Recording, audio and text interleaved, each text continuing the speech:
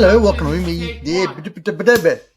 See, I'm giving you a sneak peek of one of the DVDs we're going to talk about. Looney Tunes. Yeah, that was my Porky Pig. I am Noel T. Manning II, right here on Meet Me at the Movies, joined by Adam Long. Adam is here. We try to bring Adam on each month for home delivery to talk about some new physical releases for those that love to buy and own the DVDs or Blu-rays or 4Ks or any of those things. And so what Adam does is he gives us an overview of some older titles that are getting newly formatted releases. And so we're really happy to have Adam on to talk about that. So you got a Porky Pig interpretation or anything like that you want to share? Well, I could sing a bar of Blue Christmas. You know that's a standard. The Blue Christmas by Port. I'll have a blue Christmas without you. It's so bad. I thought I told you. This is no time for comedy. You take off that you take off that makeup this minute. I should have gotten a fox, a cocker spaniel, and a Sealy dog. Yeah. Well, man, sure. good to have you talking about home delivery. And Adam, you have a YouTube channel, Adam's Corner, and people can check out your work there. You've got some great interviews that you've been doing, and I know you've been loving that and enjoying that. So we encourage people to check that out. And at the bottom of the screen, you'll probably see the link to that particular channel. But it's called Adam's Corner. You can find that with Adam Long on YouTube. Well, let's talk home delivery. What have you got on your list, man? All righty. Well, it was a momentous occasion in the month of March because three of the most hotly anticipated 4K releases were from director James Cameron. And two of these films were never released in an anamorphic widescreen format. Their masters dated all the way back to the DVD days, so you can imagine how subpar they were. So the fact that they skipped Blu-ray, they didn't even get a Blu-ray release, and supposedly he was so busy with Avatar, he wanted to approve the transfers, and he finally got around to it, and so they finally arrived. And I picked up two of them, and I'll explain why here in a moment. But I got The Abyss and True Lies. And those are two of his, two of the two films that were not available in an anamorphic format. Now, these releases have been ultra controversial, and I will explain that too, because apparently he has used AI technology in these transfers, and a lot of purists are up in arms about this because it has more of the transfers on the discs have more of a look that we're used to seeing in modern films as opposed to when they came out. Now that is the reason why I didn't pick up Aliens, because I have the original Aliens on Blu-ray and it's a great transfer. It retains a lot of the film grain, and I thought, I think I'm just going to hang with what I've already got. But with these other two, you don't even have an anamorphic release of these at all, and they definitely needed an upgrade. So these are essential. As far as I was concerned, I watched both of them. True Lies is the more problematic of the two. There are some scenes in there where it's a little Arnold's face is a little waxy at times because of the AI technology employed, and then there are other times when it's super sharp and super clear. So but it's a lot of it has the look of digital noise reduction that may be a little too much at times. The Abyss, on the other hand, is quite good. Again, it doesn't quite look like the film we remember because there's not a lot of grain, just maybe a little bit. But it's super sharp, and it's got both cuts of the film on there, and the audio on both of these discs is superb. So I will say that no problems at all with the audio. So if you've got a good surround sound system, it's great to have them. But they have been hotly debated online. I even posted a video about this. But I think they're essential for anybody who is a James Cameron fan. Let's just put it that way. Aliens, you can decide. Yeah. Well, let me say this. Cameron's always been one to want to be on the cutting edge of trying new stuff. I mean, the Abyss is a perfect example of that. I mean, he was doing work with the digital morphing to the extent that nobody else was doing. I mean, we saw it in The Abyss, and then fast forward, we saw it in Terminator 2, and so for him to be experimenting with AI, that just seems right up James Cameron's alley. So I don't particularly have a problem with it, because that's just who he is. He wants to experiment with it, and he understands that, hey, this is new. This is cutting edge at the time. It's going to change. It's going to grow, and so who knows? 5 years down the road, we may see another version of both of these coming out. Who knows? Maybe we're like 25 years, but but honestly, that doesn't bother me, especially knowing who Cameron is. That's just he likes to take those risks and to try those things. So yeah, that's okay. true. Well, thanks for sharing that. Yeah, it's certainly something that needs to be discussed and people need to know. And these are 20th Century Fox releases. Of course, that's actually a Disney release now that Fox is owned by Disney. So, but these are, supposedly the original negative of True Lies is damaged, or there's some problems with it. So, which I thought was, I don't think of it as being that old, but apparently there was some, or so the word goes. The scuttlebutt, as it were, is that that there was some damage to the negative. So I don't know, but anyway, we will move on. I'll take the blame. It was me. That was me. I spilled hot chocolate on it. It was hot chocolate with marshmallows, and the marshmallows, I think, had the problem. So I'll take the blame for that damaged print. So let's move on. So I don't get the phone calls and get in trouble with Cameron on that. That's it. So what else you got, buddy? Yeah, well, the next one is the Rings collection. This is get you a shot of the back of the disc there. This is all three of the Rings films, the ones that were put out by Paramount or DreamWorks. Now Paramount owns those rights now, but originally they were DreamWorks releases. The 2002, 2005, and then they came back for a third one, 2017, 12 years later. So Naomi Watts is in the first two films. The first one, Gore Verbinski directed, from the same guy who did the Pirates films, Pirates of the Caribbean and Mouse Hunt, and he did a lot of other things. It's probably the best of the lot. The second one, and these are adapted from an original Japanese film called Ringu, and the director of the original Ringu directed the second film, which is kind of crazy. I know that's kind of confusing. Transfers are really good on these. The audio is really good. Solid technical stuff. Yeah. They look great, but and the first one has a real kind of a grungy kind of because it takes place in Seattle, so it's a desaturated look, and it replicates that, but a lot of extras on here, some new ones, some archival, but it's really a nice set if you're a fan of the Rings films. And it's a Scream Factory release. Solid. The quality of the films, varies. As we said, the first one obviously the best, and they kind of diminishing returns. But the technical stuff, as far as the transfers, can't do. It's really good stuff. So there you go on that one. Awesome.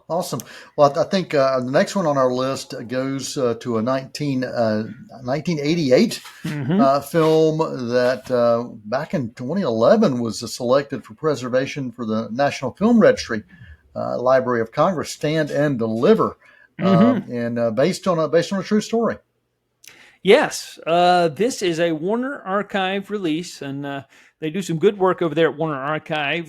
They are always working on restoring these films. A lot of them haven't gotten really good home video presentations. This is one of those instances. I don't think this was ever released in widescreen. I think it was only a 4:3 boxy television format release on DVD. And this is the first time I believe it's ever been released widescreen. No extras on this, but a really good transfer. Of course, it's about Edward James Olmos was Oscar nominated for Best Actor for this film. He did not win, but he was nominated, and he plays an inner city teacher who is trying to help his students pass a calculus exam and prove to his district that they can do it, and so there's and then the kids pass the test, and there's some controversy as to whether they cheated or not. There's kind of a little bit of drama.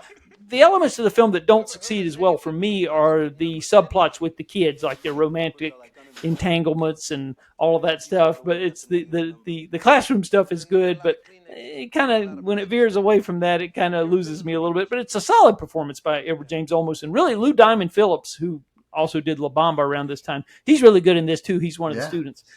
So Stand and Deliver, a solid film, even if it does have a few flaws here and there. It's a solid film, and like I said, it's really good. So, Lou Diamond Phillips got a Best Supporting Actor nomination from the Golden Globes as well. Right. So you're right. Forgot about that. Lou Diamond was quite solid in this. Man, he had a lot of films during this time that were putting him on that radar. I mean, you look at the late '80s.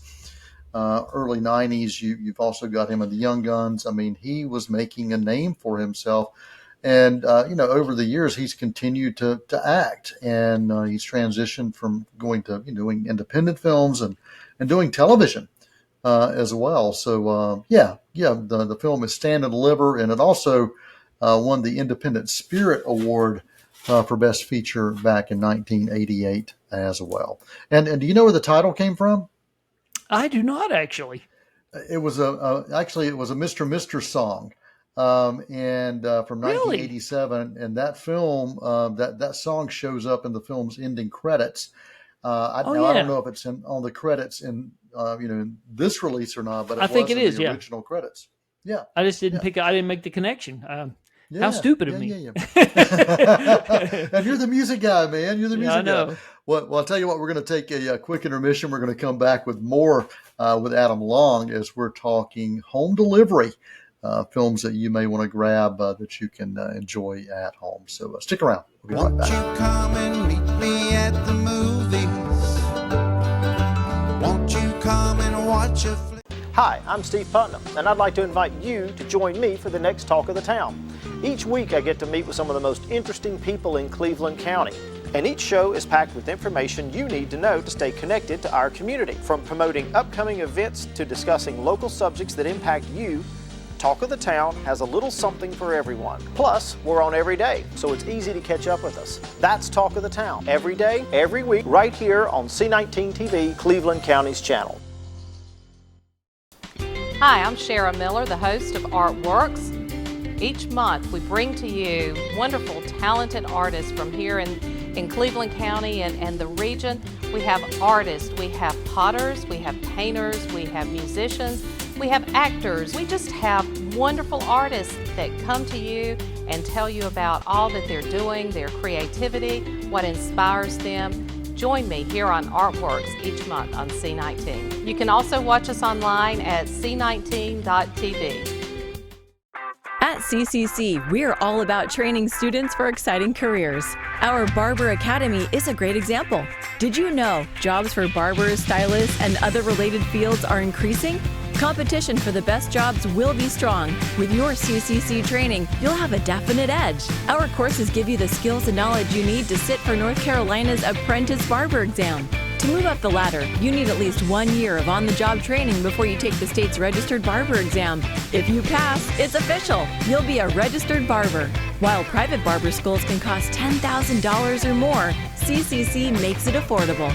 Plus, you can complete our Barber Academy in only 15 months. Now the question is, are you ready to start your journey today?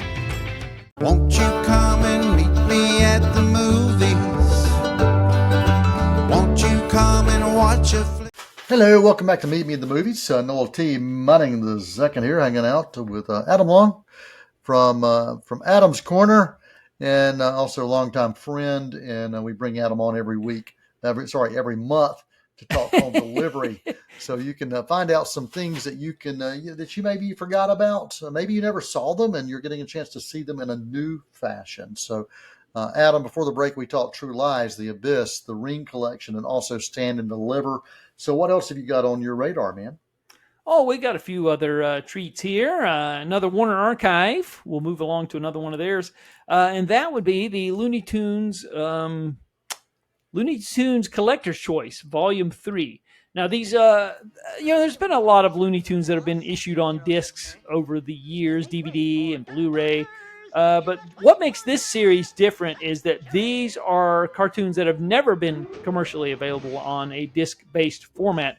These are a lot of cartoons where there's a character they introduced and it wasn't really a successful character, so they didn't really move on to any more chapters. So there's kind of a lot of one-offs, shall we say. But a lot of these, and some of these are, do feature the main cast of characters. There's Foghorn Leghorn cartoons here. In this new set, I think there's the one where Bugs Bunny fills in for the Roadrunner, and the Coyote is chasing Bugs Bunny, and he's trying to outsmart him because the Roadrunner wasn't available in that particular, for whatever reason. It's like, he's out of town, so I'm outsmarting. It's the one where he goes, Wile E. Coyote, genius. So anyway, it's on here, and there's a lot of other good ones. This is 2 hours and 57 minutes worth of cartoon fun. So you get a lot of bang for your buck. And we're hoping that these sell well because the people over at Warner Archive who do all this restoration work, they're really hoping to continue this and keep it going. The first 2 volumes sold well. They did a third one, so I'm hoping that this happens. But some of the cartoons are just a couple of titles here. Egghead Rides Again, The Mouse on 57th Street, Of Rice and Hen, Prehysterical Hare, The Sheepish Wolf, Their Auto as in car, Their Auto Be a Law, Tugboat Granny, War and Pieces, and Wet Hair. So those are a few that you get. So awesome. Good stuff. Awesome. Yep. Awesome, So this one you may remember. I would think so. To Die For, starring Nicole Kidman and directed by Gus Van Sant. I think it's semi based on a true story. I think about this weather lady played by Nicole Kidman who will do anything to get to the top, and so she really wants to get rid of her husband, played by Matt Dillon, and so Joaquin Phoenix is in the film, and she talks him into to being the one to maybe rid her of her husband, and it's it's one of those scandalous type things that was that still happens today, but seemed to be really prevalent in the 90s. But the film is written by Buck Henry, who did The Graduate, Heaven Can Wait, What's Up Doc, many other films that Buck Henry did, and we know him from Saturday Night Live as well. So he actually has an uncredited role in the film. So it's a Criterion release, and you get audio commentary, about 35 minutes of deleted scenes, a trailer. Wow! Nice little booklet there inside. You'll see that like a newspaper headline. So isn't that nice? So To Die For, Criterion release, and it's a really good looking transfer too. I would say near perfect. One of those films that kind of ripped from the headlines is the way they kind of promoted this, and you mentioned Buck Henry with a cameo, but also David Cronenberg shows up in a cameo in this film too, if I remember correctly. That's right. Casey Affleck also in this, yes. And it was one of those films that was just so different at the time. I remember that I was just fascinated by it. It's definitely a satire black comedy, but I remember just being impressed with this film, and it did get a lot of love during awards season.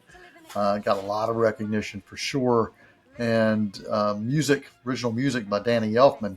I forgot about well that. in this. So To Die For, one to definitely go back to. I'm gonna have to go back and revisit this. I haven't seen this one in years. Released in '95, so it's wow, been out there a long time, man, long time. And I mean, and you think about it. I mean, you look at some of the names you talked about, and that I talked about: Nicole Kidman, Phoenix, Matt Dillon in this, and Casey Affleck. I mean, these are names that we're still talking about in some form or fashion today.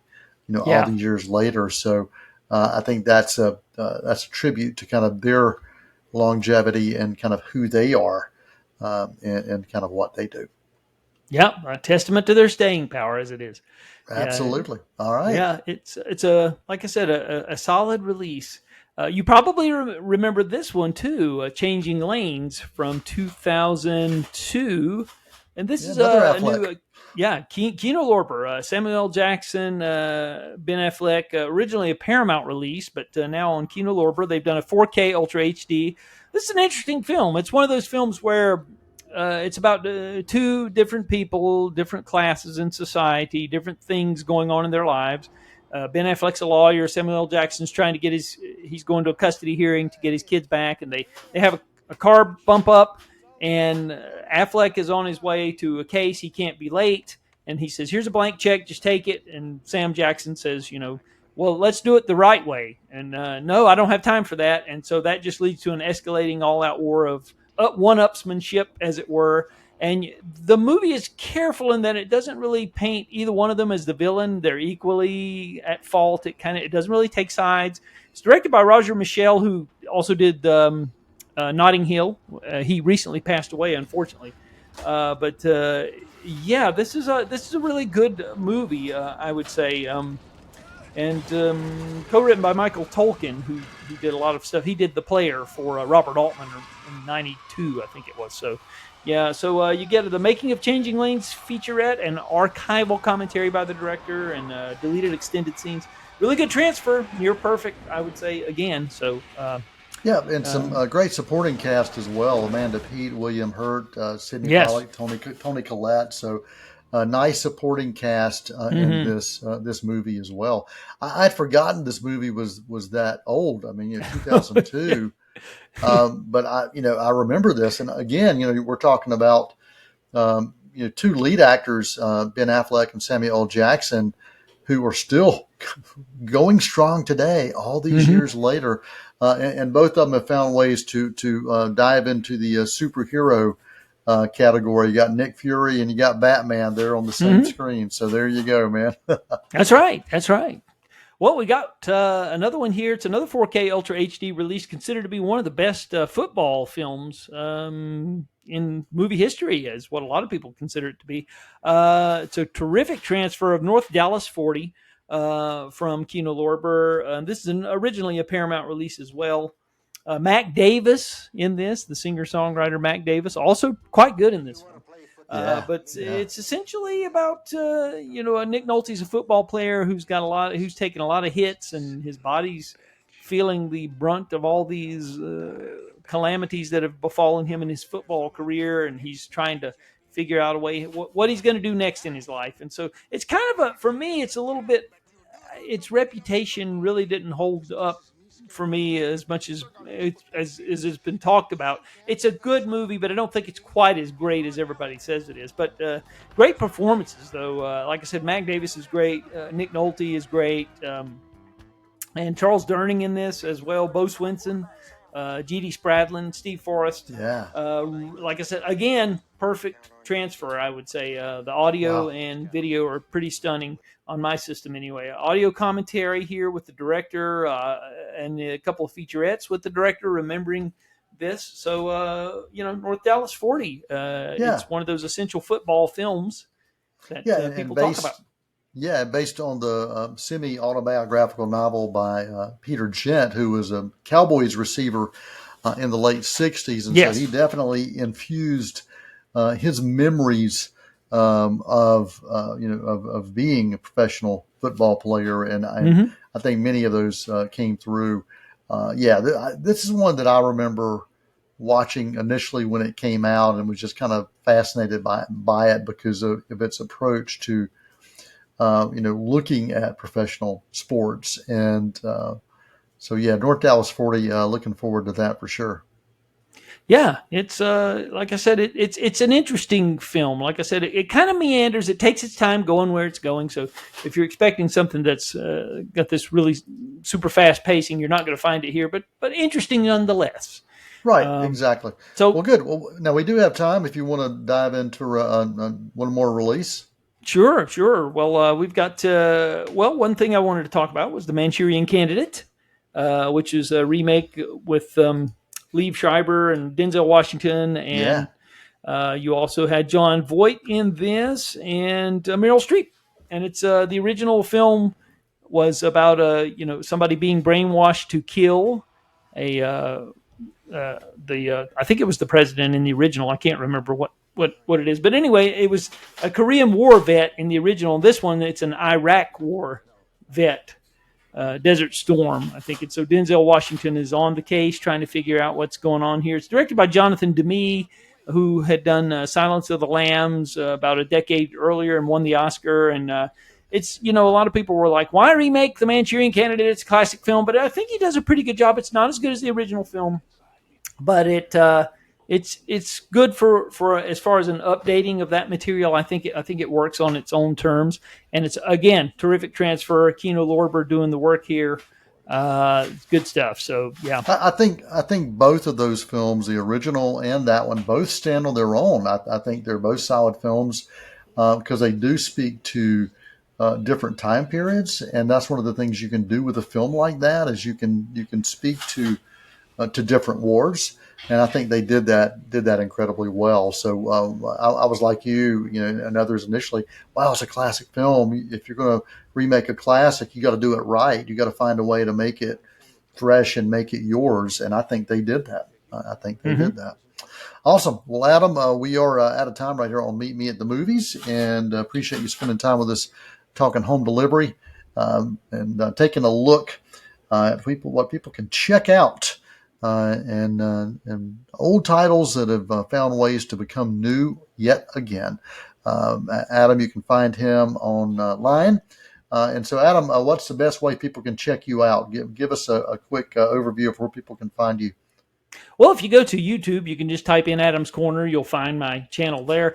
Or if you go to Apple Podcast and Spotify, just also search for Adam's Corner. You'll find me there. And Focus Newspaper, I pen a weekly column that details the weekly rundown of the releases as well. So focusnewspaper.com, you'll find me there. I've got a really interesting podcast interview coming up that's just came out yesterday. The only guy who was willing to talk about working on the special makeup effects for John Carpenter's The Thing. I found him, and he talked to me about it. Wow. Rob Bottin, who did the original makeup effects, will not talk to anybody about it, but his the guy who did the molding, made all the molds for the film, Rob Berman, he talked to me. So there you go. If you want to hear it, it's there. So Adam Long, our guest right here on Meet Me at the Movies. We appreciate it. I'm Noel T. ManningII, and we want to thank you all for taking the time to spend with us here as we talk cinema. And until next time, that is a wrap. Many films to view until we meet again. Next time we see you, we'll gladly fill you in. We'll tell about the happy and the sad ones. We'll talk about the good ones and the bad ones. Many films to view till we meet again.